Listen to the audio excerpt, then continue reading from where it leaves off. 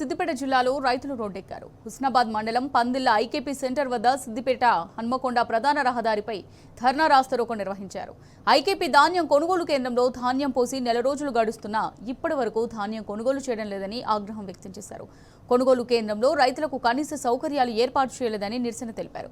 ప్రభుత్వం వెంటనే ధాన్యం కొనుగోలు చేపట్టాలని డిమాండ్ చేశారు. రైతుల ఆందోళనలతో రోడ్డుకు ఇరువైపులా వాహనాలు నిలిచిపోయాయి.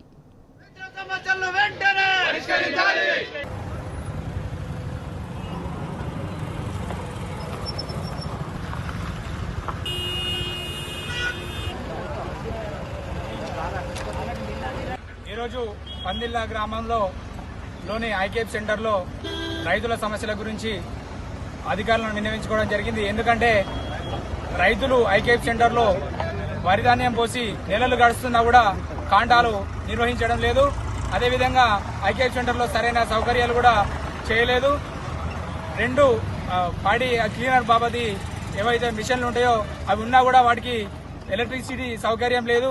అదేవిధంగా వాటర్ సౌకర్యం సరిగా లేదు. ఇక్కడ ఐకేపీ సెంటర్లో పోసుకున్న తర్వాత కూడా మా ఊళ్ళో 2-3 మిల్లులున్నా కూడా తక్కువ ధరకు వాళ్ళను ఇబ్బంది పెట్టి తక్కువ ధరకు కొనుగోలు చేస్తా ఉన్నారు. కాబట్టి రైతులను ఆదుకోవాలని చెప్పేసి సకాలంలో రైతుల వడ్ల కాంటలు కావాలని చెప్పేసి ఈ సందర్భంగా గౌరవ ఎంఆర్ఓ గారిని, ఆర్డీఓ గారిని, ఏఈఓ గారిని, ఏఓ గారిని కోరుతా ఉన్నాం.